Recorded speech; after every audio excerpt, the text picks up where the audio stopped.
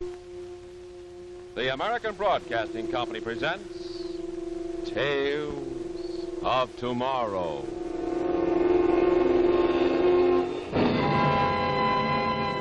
Produced in cooperation with the Science Fiction League of America.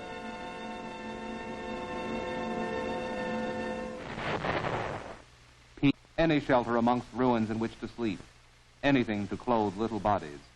Today, 12 millions are displaced in Europe alone. Some ethnical Germans forced to return to a country they never knew because of the shuffling of boundaries, joining the 2 million Germans already unemployed. Each day, nearly 2,000 migrate into Western Germany, underfed, diseased, undermined. For some, the displaced persons camps provide temporary relief. But for the core of the unplaceables, the aged and sick whom no one wants, there is no hope in Europe. Their hope must come from you.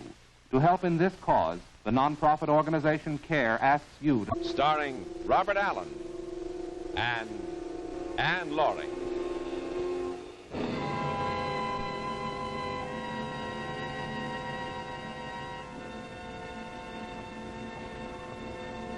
Ladies and gentlemen, this is the Earth.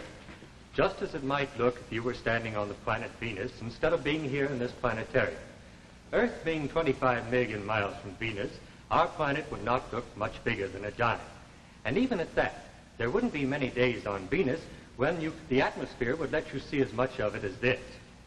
Now, we have had so many questions about what might happen if an atomic explosion got out of hand, or if a comet came swinging our way and made a collision, that we have made an arrangement to let you see how it might look from out in space. Of course, you must understand, this isn't anything that's going to happen. The interesting thing is that it wouldn't look like much at all, even if it did happen. Just some light flaring up like this. And perhaps going on that way for a few million years, or maybe just scattering off into gas in no time at all. The mathematical odds against a comet or a wild star swinging into the Earth's orbit are enormous. And of course, there isn't any human being foolish enough to touch off anything that might get all the way out of control, even with the A-bomb and the H-bomb. No, scientists believe that the end of the world, when it comes, will be a natural one, not man-made.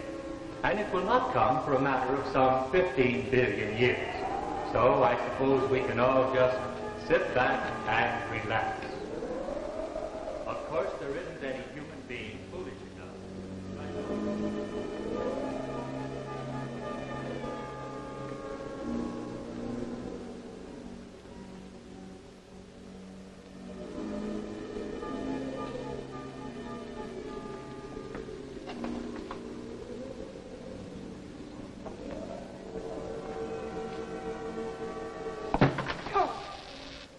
You're not going to... No, Jane. I'm just getting things ready. You see, the activator doesn't work until the switch is thrown. Now, I told you the experiment wouldn't start till 9, and it won't. These last few minutes, Carl, they seem to take longer than all the years you put on this experiment. Well, at 9 o'clock, we'll know the answer. After the activator starts the bismuth reaction. Reaction? But, Carl, you can't go through with it, not until... Jane, I'm not backing out now. I've told you there isn't one chance in 100 of any trouble. 1 chance in 100? I'll call it 1 chance in 1,000. I've gone through these calculations over and over, and the answer is always the same. Bismuth fission is possible. The pile we've built up down in the mine is going to start off a slow, controlled reaction, not an explosion. But you sent Dunning and the others to Tromsø, Carl. Wasn't that because of the danger? Their work here was over, Jane. Now, after the reaction starts, then's when our work starts, the making of contracts, hiring a full workforce, getting in the lines to get the power out. Oh, we'll have a natural furnace a mile square and hundreds of yards deep. The whole Arctic Ocean to draw on to supply power for all of Scandinavia. Everson, Dunning and Company's going to be big business, Jane. Very big business. I didn't have to make any contracts in Tromsø, Carl. But you wanted to send me away, too. Well, we're stuck out here in the wilderness, darling. Why should a man ask his wife to stay here when... Yes, Carl, why should you ask me to stay here when that... I never could fool you, could I? You're not sure, are you, Carl? No, don't try to fool me. You're worried, too. Well, all right. Maybe there is 1 chance in 100 of trouble. I don't suppose there's any point in not facing up to it now. Well, then you do admit that this could go wrong, Carl. That this particular way could be more dangerous than all they've done with uranium and all the other elements. Yes, there is a remote possibility that by splitting the bismuth atom, we might touch off oxygen. Oh. Touch off oxygen? Oh, now, wait a minute, Jane. I just said there was a remote possibility. Theoretically, That's right. Well, then shouldn't you be reading more data, Carl? I mean, you always used to check and recheck your information, and this time you haven't even paid any attention. Carl, there were reports from Dunning and the others, and you haven't even read them. Why, if Joaquim Ortega gives up on this, well, mightn't the danger be the very reason? I don't know that anybody's given up, Anne. Things that are published are months, years behind events, and I could read myself blind and not be 1 millimeter further ahead than I am tonight. And what's the point of reading anything when it's so heavily censored? Oh, look, Jane. This dinner was supposed to be a party, wasn't it? Oh. Carl, listen to me. You and Dunning have been working here in secret, but outside there are The other... secret stage is over, Jane. My final report has probably already been published. Ortega and Stackpole have most likely already seen it. Now, if they want me to hold up the experiment, Jane, it's too late. There's a time for study and a time for action. We've come to the time for action.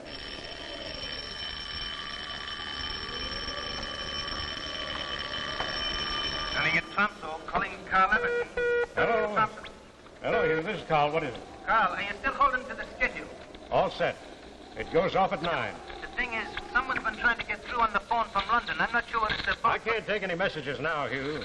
This is important, Carl. I'll get in touch with you when it's over. I'll be busy till then, so don't try to call me back. Carl, listen to me. You've got to...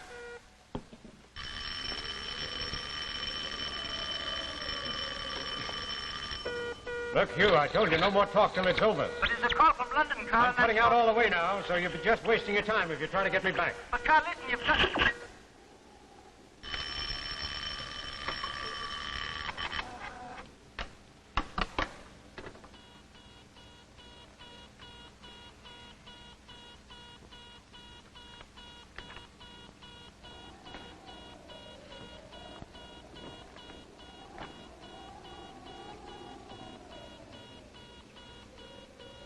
Well, here's to the fission of an element they said could never be split.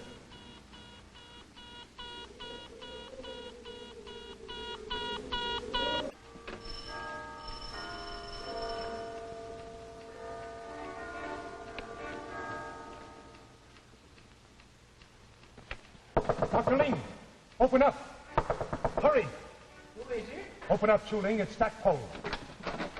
Why, hello, you come in. No, there isn't time. Have you read the Zurich Quarterly yet? Why, just starting it. Just why, what's the matter? It's Everson.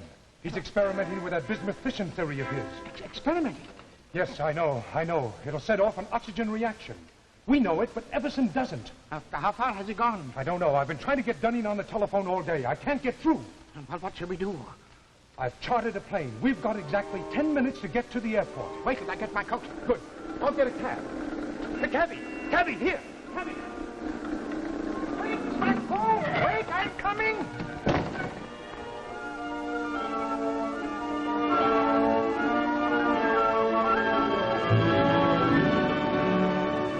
Grandfather, I think you better... In the old stories, Elena, the princess always kissed the one who was sleeping. Grandfather, I didn't mean to wake you. I was just leaving the afternoon mail. Oh, I'm wrong. It was always the princess who was kissed. The famous Dr. Ortega is never wrong. There, and if that makes you a sleeping beauty, don't blame me. At my age, Elena, names mean little, kisses mean much. So whenever you see me dozing, this cable came with the mail? Yes, it came about a half an hour ago. I was wondering whether I should wake you, and then I thought... Is it bad news, Grandfather? Grandfather, the cable, is it bad news? It's from Stackpole in London. He has seen a new report by Everson. Declassified, exactly for him to see. He must have seen it by now. He always reads everything that you... Yes. Everson always used to read everything in his field. But he has been cut off from all of us up there for years. Crumbs from our table.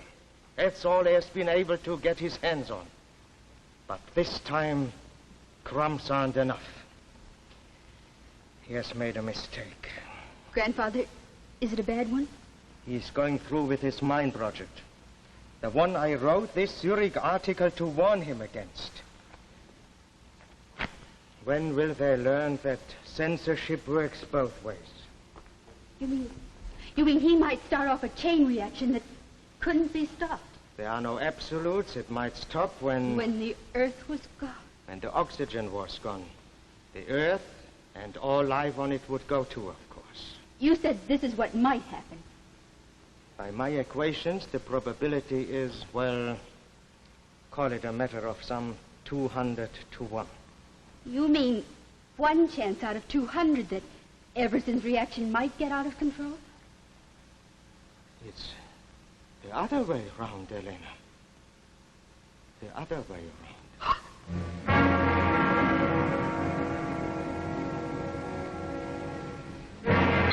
To Washington. To the President. Yes? The President of the United States. Dunning, you don't seem to understand. Everson hasn't allowed for the factor of K under pressure. I'm an engineer, Stackpole, not a nuclear physicist like yourself and your friend here. I've read your article through twice, and I can see nothing that affects our plans at the mine. If you will excuse me, Mr. Dunning, there might not be 20 people in the world who could understand this warning which Dr. Ortega has written. But Carl Everson is one of them. If he is proceeding... 3, maybe 4 days now. Dunning, we're wasting time, and there may not be much of it left for any of us. You said that you were in touch with him not 10 minutes ago. Will you please get in touch with him again? I'll tell him that you didn't want us to interrupt him. I'll tell him that black is white. Anything, if you'll just let us read these equations to him. Gentlemen, I'm sorry, but I cannot do such a... beg your pardon, Mr. Dunning. We haven't much time left in which to avert this error. The radio, if you please. Well, I'll be... The radio, if you please, Mr. Dunning.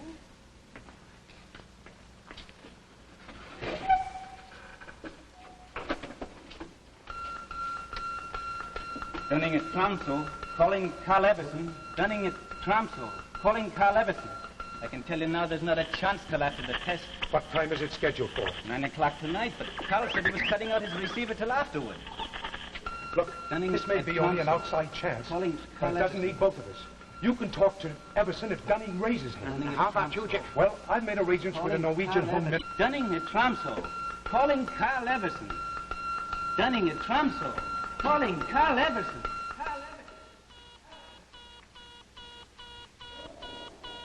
Look, Jane, can't you remember that this is a celebration?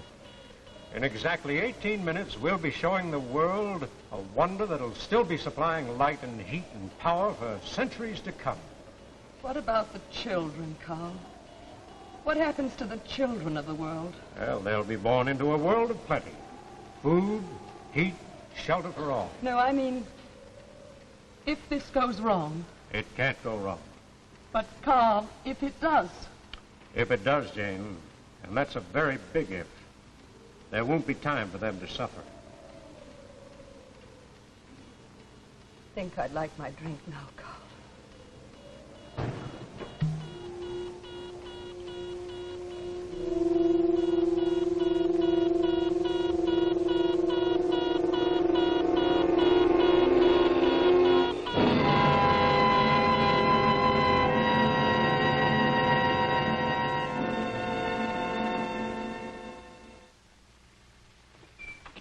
Hello, dear. Have a good day? Payday is always a good day, sweetheart. By the way, there was another defense bond in the pay envelope. Here, add this one to the pile. You've certainly saved a lot since you joined the payroll savings plan. I'll say. In times like these, the only way to save is to save before we spend. And the easiest way to save is with United States savings bonds. By putting in only $7.50 a week, in 10 years you'll have bonds and interest worth more than $4,300. Meanwhile, your savings will be helping to make your country strong, for savings bonds are defense bonds. Sign up for bonds where you work or bank. Defense is your job. Buy defense bonds. And now we return to our tale of tomorrow, Blunder.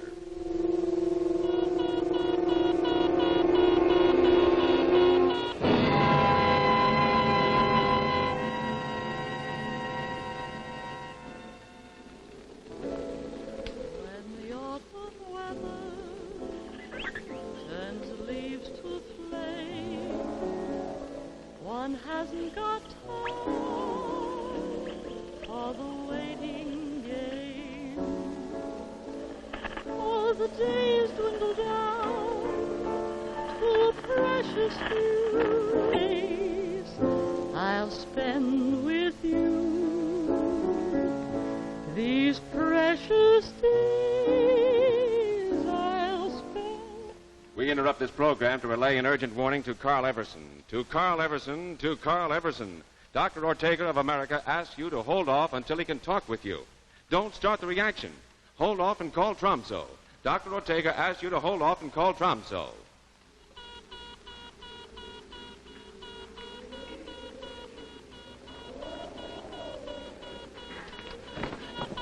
Gunning at Tromso, calling shop. I'm scared, Carl. Carl, I'm scared.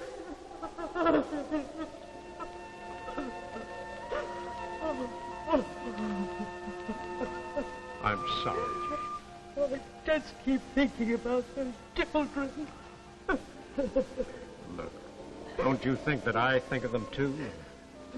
Look, Jane, there was a time when I would have... But it's just the scraps, darling. In Moscow and Leningrad, they can't even publish scraps.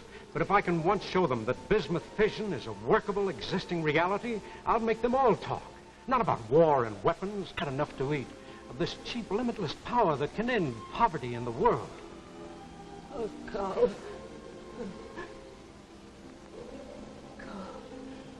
Carl, that's a wonderful dream. But the responsibility, do you have the right to take that on yourself?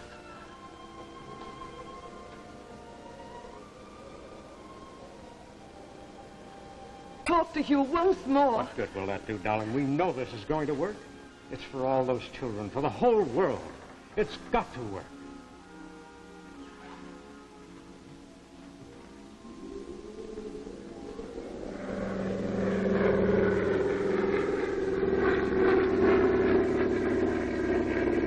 We're over the coast again, Mr. Stackpole. It'll be a few moments now. Does the pilot know his way from here? Yes, we've trained over this area. 15 or 16 kilometers, we'll be able to see the mine buildings. Good. And you might say a prayer that there'll be some buildings left to see. Carl Everson. This is Jeff Stackpole. Calling Carl Everson. Jeff Stackpole calling Carl Everson. Ortega says, don't set off the reaction. You're forgetting a factor of K. You're forgetting a factor of... Something wrong with the radio. Wait a minute. Oh, yes, here he is. You got it? Carl Everson. This is Jeff Stackpole. Coming in on a plane. We'll be in over the mine within minutes. We'll land by paratroop in the open spaces just north of you. Carl Everson, this is Jeff Stackpole. Stackpole calling Carl Everson. Stackpole calling Carl Everson. Stackpole calling Carl Everson. They haven't. Well, please have them keep trying. Yes, it's top priority and very urgent. Thank you.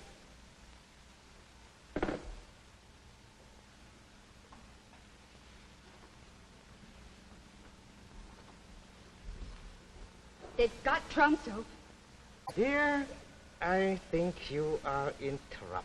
You think I... It's your move, and I suspect you are going to lose at least the bishop. Grandfather, you just said that the whole world was in danger, that within minutes we all could be blown to nothing. And yet you can sit here over a chessboard and say... that... Elena, dear, they reach Carl Everson in time now, or they don't. If they don't, there's no remedy that can be devised against this irretrievable blunder. So, let's see about your bishop. But, Grandfather, there must be something that we There's nothing more now. Not from here. What can be done is being done. Perhaps we've all... I could wish to have seen you married. The new strain of melons we are trying out in the garden. how they'll turn out. Those are two of the big ones. For a small one, here's a formula on the properties of magnetic attraction at low temperatures that I would have liked to work out just a little further. But magnetic attraction has nothing to do with bismuth fission or perhaps with anything. But I'm still curious. Grandfather, you can put your mind to a new problem when... When I should be attacking your bishop and... Just watch.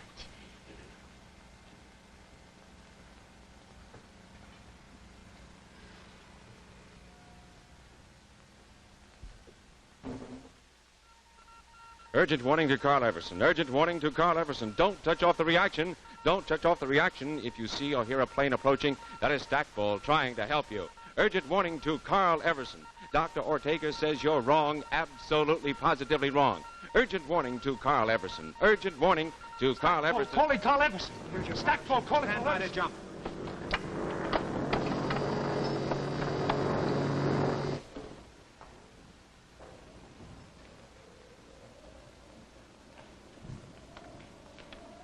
Well, that's that. Well, it's just minus 52 seconds, darling. Carl, after it happens, will it be long before we... Before we know, it might be 6 seconds, might be 8, depending on how long it takes for the acids to eat through the plates down below after the reaction starts. And then if everything's all right, will we know right away? If it goes past 8 seconds, you'll know that we're off on schedule and everything's under control. If it doesn't, I doubt very much that we'll know that it didn't work. Carl, there's one more thing. Now, wait a minute, Jane. No more, you promise. No, it's not about calling Dunning or what's happening down below. It's about us, Carl. I was wondering if you'd kiss me.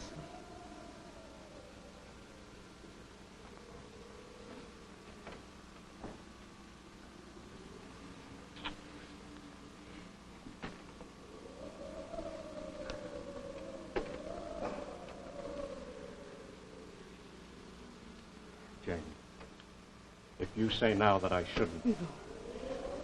I'm ready now.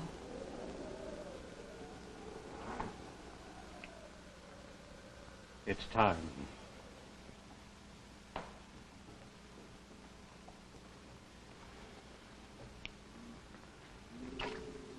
Well, here's to the future. To the future, Carl. Whatever it brings.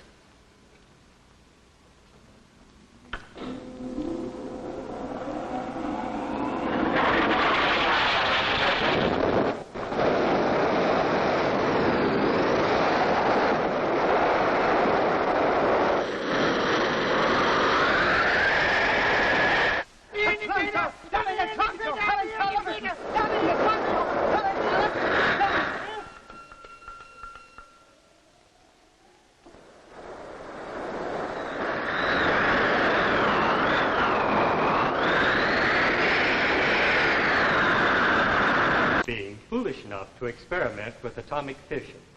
Our scientists know exactly what they are doing. There isn't a possible chance of a blunder.